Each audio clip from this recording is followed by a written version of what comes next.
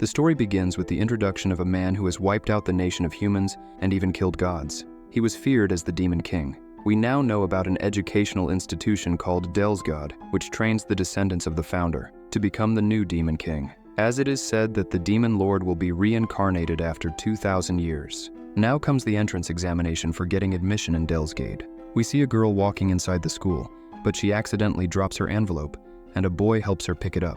Then we see both of their family members wishing them luck. They both started walking toward the school. Just then we see a guy at the entrance, and he gets pissed as they ignore him and yells at them. Then our protagonist says to him, "My bad, your magic was so weak that I almost missed it." The royal gets pretty annoyed by his comment. He tries to attack him with his fire magic, but our lead blows it off easily. The royal gets shocked, and just then our lead reversed his attack on the royal himself, and the royal was crawling on the ground screaming in pain. And then we see a stadium where the test would take place. There is an owl who gives him information about the entrance examination, and finally, the fight for the entrance examination begins. His opponent was the same annoying royal from earlier. He tries to threaten him by saying that this time, "I will turn your pompous face into a blubbering mess." Our protagonist uses the same spell he used before. However, it didn't work as he was wearing anti-demonic armor, which can block any kind of magic. It's been told to them that they have to fight the match until one of them is dead or gives up. Then, the royal pulls out a magic sword, passed down from the mythical age that can enhance the power of the holder up to 10 times. Well, it didn't matter at all to our protagonist, and when the royal was just about to attack him, he extinguished the fire flames again, which was quite shocking for the rest of the participants.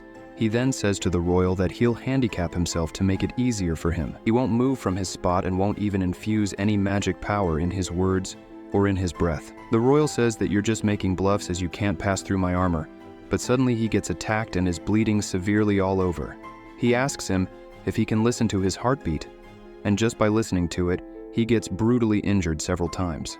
The rest of the participants looked quite scared. However, the royal didn't give up and said you can only use compulsion magic. The lead gets annoyed and says that he will beat him without using compulsion magic.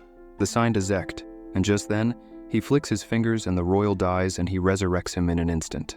Everyone was in disbelief, as they have never seen it before. He asks him if he's willing to give up, but he didn't listen, so he killed him again and resurrected him. He says that until the time I use Ingol, within 3 seconds, you'll be resurrected risk-free.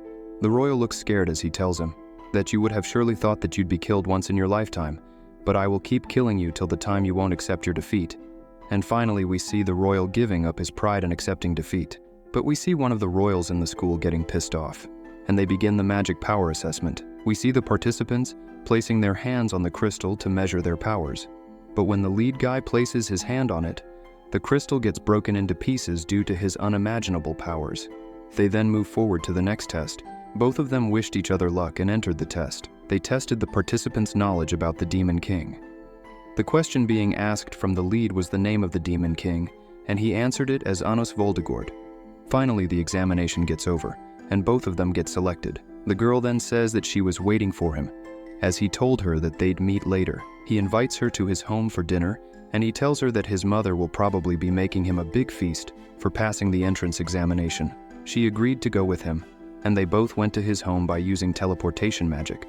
We then see his mom asking him if he would have passed the test, and he says that he got selected. And then we come to know that he is just a month old. And then he tells her that he has brought someone with him, and she says to him that you are just a month old and you have already got yourself a bride. Just then, when she was screaming in joy, his dad also joined his mom, and they both looked super happy. After that, we see all of them on the dining table enjoying food. And his mother asks Misha what it was about my boy that you liked him, and she replies by saying that he was kind to her, and her mother agrees by saying yes. That's true, as he was coming all alone to Dilhade. But knowing how much we'll miss him, he brought us along. His mother then asks them how they met and who made the first move. He replies her by telling that it was him, and his mother looked quite excited for them. And then we see both of them talking about their families, and Meisha tells him that the man who was cheering up for her in the morning was his guardian, and not his dad. She also tells him that you are a kind and soft-hearted person. And he replies to her that you are the first person to say that, as everyone has ever only blamed me. Misha pats his head and says that everything will be just fine. And suddenly we see them getting trapped inside a creation magic created by the brother of the royal, which he defeated in the last match.